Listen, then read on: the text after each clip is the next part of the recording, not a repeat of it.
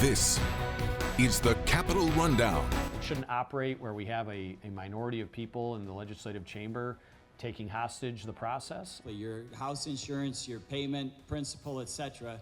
If that property tax line is gone, it's going to make homes more affordable. There are certain standards that can be met, but it's not required that they teach all of them. It's all straight ahead. The Capitol Rundown starts now. Thanks for joining us. I'm Jorma Duran. From Lansing to Washington, D.C., there's always a lot happening in Michigan politics, so let's get started.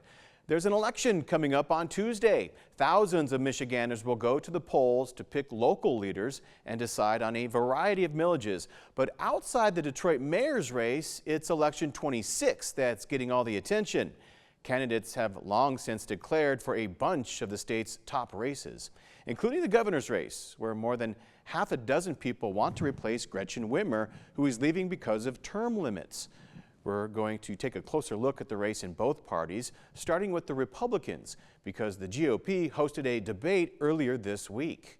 All of the candidates except Congressman John James showed up in Sparta in West Michigan. They tackled a wide range of topics, everything from education to right-to-work laws, and they also talked about how to make housing more affordable in the Great Lakes state. If we remove property tax, when you sit there and you go through all of that whole list of things that you're paying for monthly, your house insurance, your payment, principal, etc., if that property tax line is gone, it's going to make homes more affordable. So we are finding ways to cut the size of government by 28% to get our budget back to a manageable level so that you have more of your paycheck, your retirement, or your pension, so you can do what you need to do, which in a lot of cases for young kids makes them eligible to buy a home. You have legislators in Lansing right now that care more about taking over your fields, putting up solar farms, than they do building affordable housing for your loved ones. That is wrong. Licensure reform, regulatory reform, we've got to get it done. If you're going to have folks actually building houses, just the basic supply and demand, electricians, plumbers, builders, we got to get back with the trades, and that means opening up in our high schools to make sure they're career ready on day one when they're graduating. Your house costs more here in Michigan because government overregulates it. By the time you go to bed, you're wiped out. So I would focus on eliminating regulations, eliminating the income tax to create more freedom for you and the ability to afford to live in Michigan. We are spending billions of dollars to create unaffordable, affordable, multi-family units. If we just eliminate the property tax, once again, elimination of property tax makes housing more affordable, makes rent more affordable. We do know who is leading when it comes to the Republican fundraising race. So far, Cox has pulled in more than $2.1 million in the third quarter of the year. He's followed by James, who took in around $1.4 million. Rebant got just a little less than $1 million. Senate Minority Leader Eric Nesbitt brought in $420,000, while former House Speaker Tom Leonard raised $290,000. But there's more to these numbers than meets the eye. Capitol correspondent Tim Skubic will break that down for us later in the show. And when we come back, we'll turn our attention to the Democratic race for governor, and we'll explain what the current head of state means when she says she's sitting this one out. The Capitol Rundown will be right back.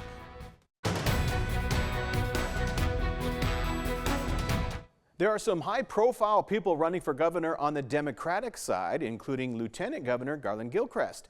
Now, in the last 50 years, most number twos running for governor got an endorsement from their bosses. But as Capitol correspondent Tim Skubic tells us, Gretchen Whitmer looks like she's about to break that political tradition. It is a 50-year tradition in our town that started with former Governor Bill Milliken, continued with Governor John Engler, and former Governor Jennifer Granholm, along with former Governor Rick Snyder. They all endorsed their lieutenant governor when he ran for governor, which brings us to you-know-who. I have no plans to endorse in the next governor's race. In shattering that tradition, Governor Whitmer explained she has just too many friends in the hunt and, quote, it is time to change the tradition. And she also notes every lieutenant governor with the endorsement of their boss turned out to be losers. So in other words, you're doing Garland Gilchrist a favor by not endorsing him. Garland's been my partner for 6 years. He's a great leader. But the governor says the same thing about the Democratic frontrunner in the race, Jocelyn Benson, and Independent Party candidate Mike Duggan. The current Lieutenant Governor, Garland Gilchrist, her Lieutenant Governor, is at about 12% or so in the polls. And 6 News pollster Bernie Porn on not getting the governor's endorsement means this. It doesn't help to have him not get that endorsement. If Lieutenant Governor Garland Gilchrist was disappointed, he never said so. As for why she made her decision, he tells reporters, ask her. For his part, he says this. She let me know, and I said, okay, she has shown absolute trust in my leadership. She's asked me to do things that are important to the people of Michigan, and I've done that and exceeded it. Also in the contest, Genesee County Sheriff Chris Swanson is at the Democratic primary in 3rd place. Your view in Lansing, Tim Skubik, 6 News. Benson also leads in the fundraising race, having pulled in more than $1 million in this last quarter. That's more than 3 times her competitors. Gilchrist raised $350,000, and Genesee County Sheriff Chris Swanson has brought in $290,000. Of course, the Michigan governor's race isn't just limited to Democrats and Republicans. Former Detroit Mayor Mike Duggan is running as an independent, and his campaign reports raising just as much as Benson in this last quarter. He has also raised $1.2 million towards his bid for the state's top spot. But as we said earlier, those numbers don't tell the whole story. Our Capitol correspondent Tim Skubik will get you the other side when the Capitol Rundown returns. We told you earlier in the show that there's more to gubernatorial fundraising numbers than meets the eye. So Kirk Montgomery asked Capitol correspondent Tim Skubik to explain. Time to talk Michigan politics, and who better to talk to than our own Tim Skubik. Tim, let's talk about the governor's race. I've got 2 questions. The first one is, you know, all these candidates have to file how much money they've made. They all want Gretchen Whitmer's job. So who's leading the pack? Yeah, this is an important story because obviously the more money you have, supposedly, are the better chances you have to win. But before I talk about these numbers, let me just put that statement in perspective. There's a guy who ran for governor back in 2006. His name was Dick DeVos. He spent, check out this number, $35 million of his own money. And guess what? Jennifer Granholm beat him. So let's put money in perspective. You could have a boatload of money, but it's not a guarantee. But it is an indicator as to how your campaign is going.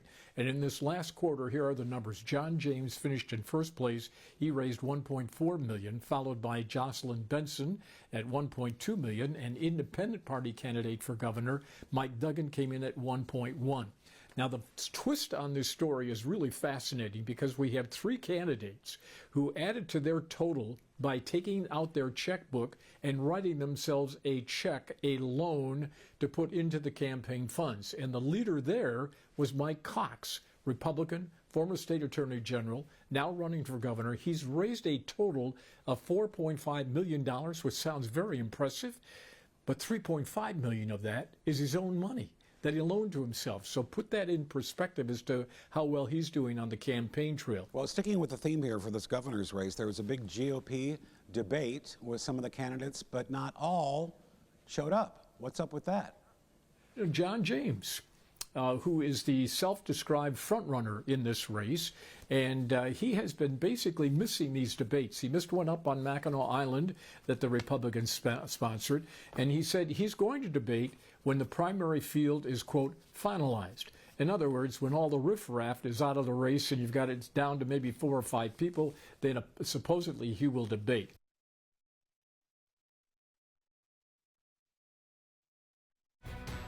Well, next on the rundown, we'll turn our attention to Washington and talk about how the government shutdown is about to hit home for more than 1 million Michiganders.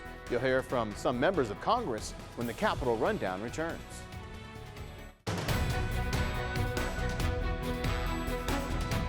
Turning our attention now to the nation's capital, where we're now in the 5th week of the federal government shutdown.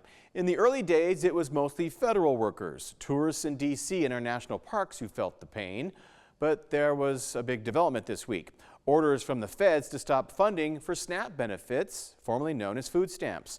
That program helps feed 1.4 million people here in the Great Lakes state. That's 1 in every 8 Michiganders.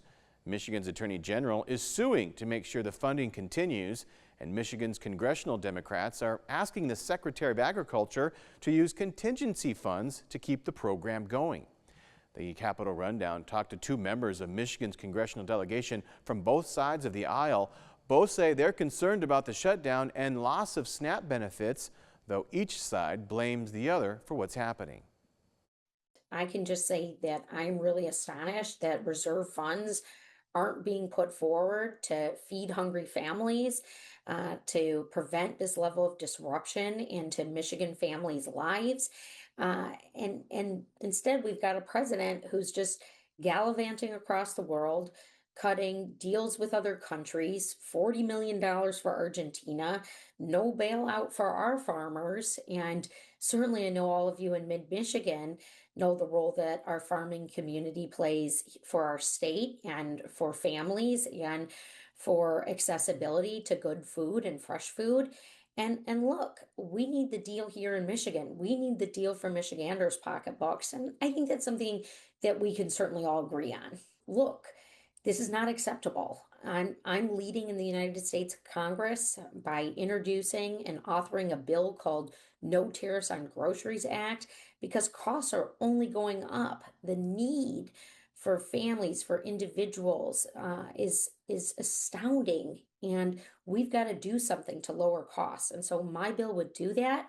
We've got to get rid of those high costs at the grocery store, the grocery bill that's going on the credit card and being paid off with interest.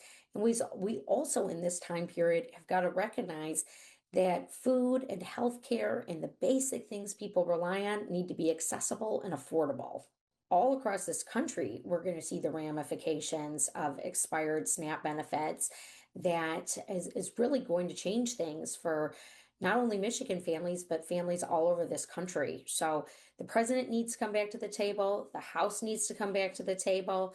Reserve funds should be used for this emergency. No family should go without their SNAP benefit on November 1st, just as they shouldn't see their healthcare premiums go up. We're going to see Michiganders priced out of their healthcare.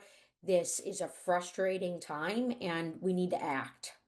I'm very concerned about the lapse in funding for SNAP benefits. I mean, this is something that families really do rely on to feed themselves and their families, and that's something that the federal government has assisted with state resources to combine to allow this to take place. It's unfortunate that while in the House of Representatives we passed a budget that would fund SNAP going forward, the Democrats in the Senate, a minority of Democrats in the Senate, have stood in the way of this policy just going forward to do the very basic things of keeping the lights on in the government, funding things that are necessary, paying our troops, paying our Border Patrol, paying air traffic controllers and TSA agents and those that are working in the middle of this federal shutdown, and also continue paying SNAP benefits for those that really do rely on it. We only need a handful of votes in the United States Senate to break the stalemate and the filibuster of blocking this from going forward. We've already seen a bipartisan vote in support, majorities in both the House and the Senate voting for the measure to keep the government open and functioning, and a smaller minority of senators blocking the vote from taking place to allow this to happen. So it shouldn't operate where we have a minority of people in the legislative chamber taking hostage the process and taking the American people hostage, and now putting SNAP benefits at risk for those that need it and rely on it. I would call on people to contact our two United States senators and tell them that, look, we shouldn't be taking people hostage. The Democrats have bragged about how this is leverage for them. They've acknowledged that this is going to lead to pain and suffering, but they said we can't give up now because this is our only leverage we have with Republicans. That is really misplacing the impact that this is going to have. We have TSA agents going without pay. We have air traffic controllers going without pay. Soon we're going to have the military going without pay. Federal law enforcement officials going without pay. Other federal employees who are working in essential positions going without pay. And now SNAP benefits for the most needy families that are going without those benefits as well. Those are real harm to real people, and American lives are being put at risk because of that, and that's something that we need to address. Well, still ahead, what's the difference between health education and sex education? That question got Michigan lawmakers hot and bothered this week. We'll take you to a fiery hearing on the topic when the Capitol Rundown returns.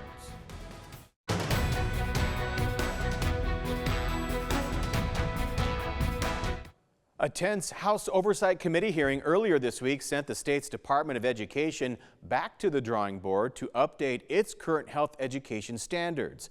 This is the first time the standards are being changed since 2007, sparking concerns about the inclusion of ideological beliefs. Karina Prieto is here for you now with that debate.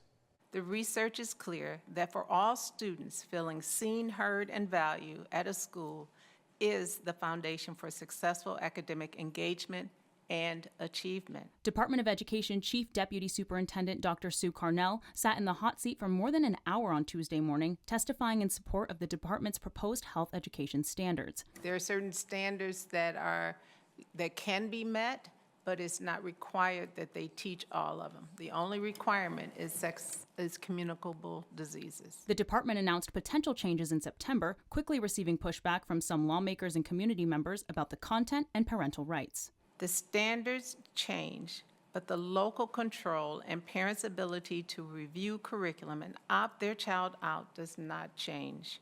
Dr. Carnell says parental control is not being lost, while Lansing attorney David Coleman disagrees. There is no clear opt-out provision in the standards regarding health. There's constant reference to sex education and opting out. There is no such comparable language in the health standards or the health code. He, along with others rejecting the standards, raised concerns over blurring the lines between health education, which is required by state, and sex education, which is up to local districts. What falls under the definition of sex education? That's what's not clear here. Isn't understanding your own civil rights and those of others in the state that you live in important to mental health and physical health safety? Yes.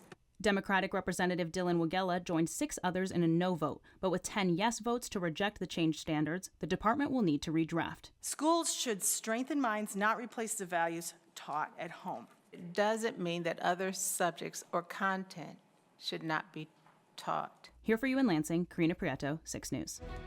And that's our show for this week. Thanks for watching the Capitol Rundown.